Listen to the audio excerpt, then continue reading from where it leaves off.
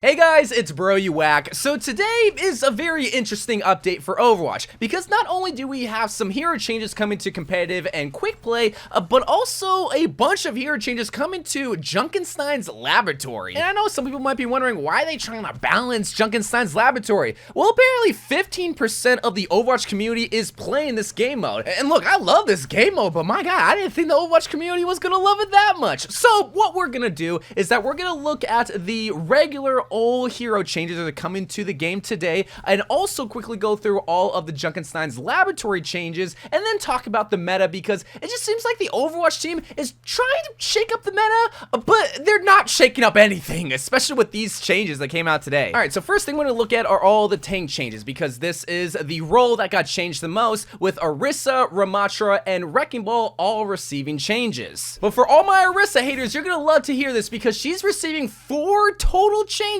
but 3 of which are gonna be nerfs. So the 2 changes are gonna be to her base health, where they're gonna be increasing her health from 125 to 175. However, they're gonna be reducing her base armor from 350 to 300. Her fortify ability is getting nerfed, where whenever you go into your gold form, your fusion driver heat generation will no longer be reduced. It'll just be at the same rate than if you were to not fortify. But ooh, Orisa haters, that ain't all, because her javelin damage got reduced from 80 to 70. Man, they absolutely cooked Orisa in this update. But with Ramattra, they done the opposite of that. They froze him. Basically, they're reverting his changes. Now you're no longer able to do a 2.5 extra damage against shields, but you're able to pierce the shields and do damage to anyone that's behind it. But moving on to the Wrecking Ball buffs, his quad cannon ammo got increased from 80 to 100, so that's pretty big. But they also increased the duration of his grappling claw, increasing it from 6 seconds to 8 seconds. Spin to win hamsters are back with this update, baby, but you wanna know who's not back? Sombra mains. Sombra received a massive rework that most of the community would agree killed Sombra. Well, now Sombra's receiving even more changes, so let's see if she's even worse now. Her EMP ultimate cost got reduced by 10%. Okay, you can get your EMP a little bit quicker. Her translocator is getting some small buffs, because now whenever you throw your translocator, the time at which you enter stealth got reduced from 0.5 seconds to 0.33 seconds, and the fade-in time got reduced from 0.3 seconds to 0.15 seconds, so almost cutting both of those times in half. Well, those are some great small buffs. Here's the massive nerf to balance things out, because now whenever you're invisible as Sombra and you hack somebody, you are now gonna be brought out of stealth when you hack. Wow! The Overwatch team really does not want Sombra players to be invisible, and now it's more apparent than ever. While Sombra was the only DPS hero getting changed in this update, Juno is also going to be the only support hero getting changed, and it's a lot smaller than the Sombra change, because they're just going to be nerfing her orbital ray ultimate by reducing the healing that you get per second from 100 health to now 85 health per second. It's a fine nerf. I mean, you still get a ton of benefit from the orbital ray, so getting 15 less health per second,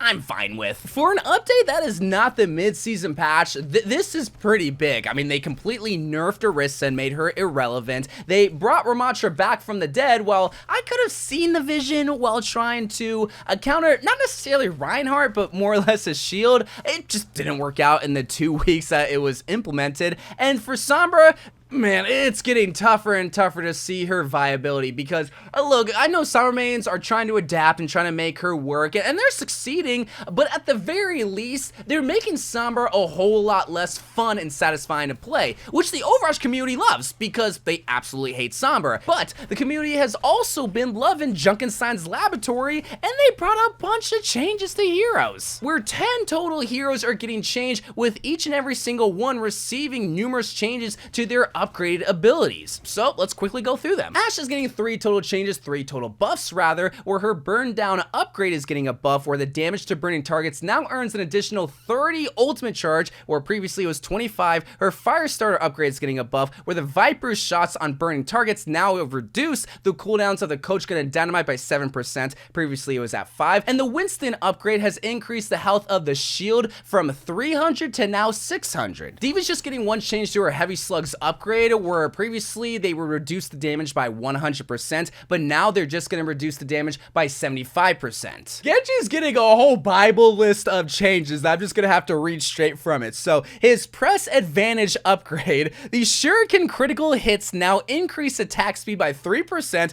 up to 10 stacks for 10 seconds, where previously it increased by 2% up to 15 stacks for 10 seconds. Whenever you deflect with the meditation upgrade activated, it now heals you for 15% of your max health per second, where previously it was at 10. His hot steel upgrade got buffed, where whenever you deflect, it now causes the next swift strike to deal up to 75% more damage based on the damage prevented. Previously it was at 50%. And the blade dance upgrade is getting a buff where the cooldown is now increased by 3 seconds. Previously it was at 5 seconds. And if you thought Genji had a whole bunch of changes, just look at Kuriko. Alright, her clutch slave upgrade, it now delivers 30% more heals to allies below 50% health, where previously it was only giving 25 extra healing. With the Spock Spirit delivered upgrade, after you teleport, it now grants the nearest ally 75 over the health for 5 seconds, where previously it was only 50 over health. The Suzu Blitz upgrade, after you throw a protection Suzu, your attacking speed is increased by 20% for 10 seconds, where previously it was only 5 seconds. The Vindictive Vision upgrade is getting buffed as well, where damaging enemies farther than 12 meters now reveals them for 5 seconds. Previously it was only at 3. And for her personal revitalization up, I really gotta pass the English class. Her protection Zuzu now heals Kuriko for an additional 100 health and grants a 25% movement speed for 5 seconds, where previously it was only 80 health for 3 seconds. All right, Mercy's up now. Oh my god, that's so many changes. Okay, and the Grateful Descent upgrade, and now whenever you Angelic Descent, the movement speed is gonna be increased by 20%, where previously it was 15%. Battle Mercy upgrade. Mercy now heals all allies within 20 meters for 150% of the damage she deals while not in Valkyrie. Previously, it was at 100%. Caduceus feedback. The staff's damage boost now heals attached targets for 10% of their damage dealt to enemies, where previously it was 7.5%. Emergency boost. Cooldowns is reduced to 7 seconds. Previously, it was at 10 seconds. The Winston bubble upgrade. The health of the bubble has been increased from 300 health to now 600 health. Moving on to Mora. Her unrelenting focus upgrade. Her secondary fire now stays locked into targets at 40% error angle, where previously it was at 50%. Her Siphon Strike upgrade, and now the quick melee restores 15% of max biotic energy, where previously it was only at 10. And with her Biotic Fusion upgrade, it now reduces the movement speed by 20%, where previously it was at 30%. Orisa! Oh my god, okay. Here we go. With the Heat Flush upgrade, the Javelin Spin now instantly depletes 90% of max augmented fusion driver's overheated meter,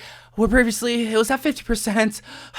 With her Energy Recharge upgrade, the Energy Javelin, and now it has a 20% reduced cooldown, where previously it was at 15%. Final Tank Fantasy, you gain a 20% overhealth while being slowed by 20%, where previously you were slowed by 35%. And the Critical Velocity Burrs upgrade, the critical hits now increase attacking speed by 8% for 5 seconds, where previously it was only an increase of attacking speed at 6%. Aerial Spin upgrade, while casting Javelin Spin, Orisa gains free flight at 15% increased movement speed. Fair is only getting one change to one of her upgrades, thank freaking god, and it's her Air Superiority upgrade. Now whenever you use your Jump Jet and Jet Dash ability, Farah deals 20% more damage now for only 3 seconds, where previously it was 5 seconds. Wait, that's a nerf. That's one of the only few nerfs here. And Reaper's joining Farah because his Shadow Cast is going to be the only thing that's getting changed, where the Shadow Step casting time now is getting reduced by 30%, where previously it was at 35%. And Zenyatta is getting 2 total changes to his upgrades. First, his Harmony Movement bonus upgrade. Now the Harmony Orb only buffs a target with 20% movement speed, where previously it was at 25%. And his Master and Apprentice upgrade is also getting nerfed, where Zenyatta now gains a 40% effective Harmony Orb on himself, where previously it was only at 50%. And those are all of the Junkenstein's laboratory changes, and also all of the regular mode changes that are going to be coming to quick play and competitive today. So let me know what you think about all these changes. Let me know how you're enjoying Junkenstein's laboratory, because again, I'm surprised people love it, but hey, it's a fun game mode, so give it a try if you haven't already. But until then, I love you guys. Thank you guys for watching. More Overwatch 2 videos to come, and bye.